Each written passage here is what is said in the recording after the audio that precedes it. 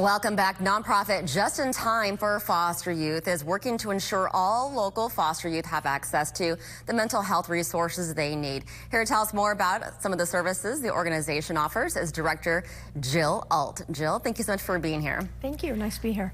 Our pleasure. Just in time. I love this. Just on Friday was World Mental Health Day. No better time to be discussing this, raising awareness for mental health, especially in our foster youth. And I'm glad we're talking about this because mental health hits differently for those in the foster youth compared to those who are not in foster youth. Absolutely, it does. We serve, that transition age, young adult, kind of 18 to 27.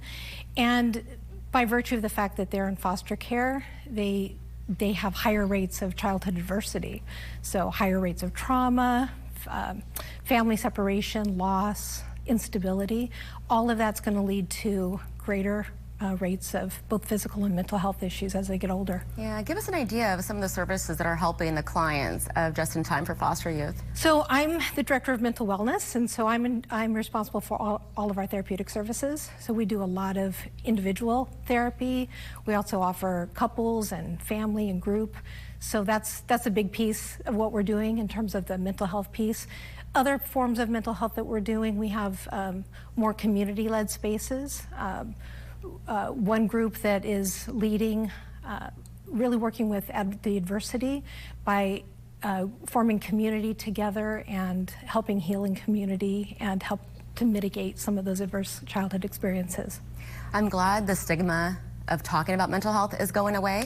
You and I were discussing back in the 80s and 90s, it really wasn't talked about at the dinner table. And now it seems like it is more common for families and young adults to be discussing some challenges of mental health these days. Absolutely. It's so much more normalized, which is great. Like you and I were talking, it's really, I think, a generational change. But one thing I find is that within our population, there's still more of a stigma. I think mental health has been negative for many of them. They were maybe forced into treatment when they were children. It's not as easy to want to go to therapy. So one thing that we've really tried to do through introducing therapeutic services is to destigmatize it for our community. And I think we've been really successful in that. People now, they talk about it. They're like, I'm going to therapy, and it's something that they really look forward to now. Well, I'm glad we're talking about supporting those in the foster youth who are struggling with mental health, but also a lot of our viewers who are at home who have a young adult and a teenager maybe struggling with mental health. This interview could be helping them as well. And I know we're focusing on the foster youth and a lot of your clients, but what advice do you have for families who are watching who need some help and some direction with their youth? Yeah, that's a good question. It's hard to find therapy. So I think the first thing is if they see that they have a young person in their life who's struggling, really have a conversation, address it, be open. Not talking about it doesn't make it go away, right? So talk about it, see what the need is, and then start looking. It's hard to find a good therapist out there too. And that's one thing that we're really trying to remove that kind of a barrier. And before we go, what are you learning as far as what are some of the struggles and challenges that our youth are facing right now that is causing some mental health struggles?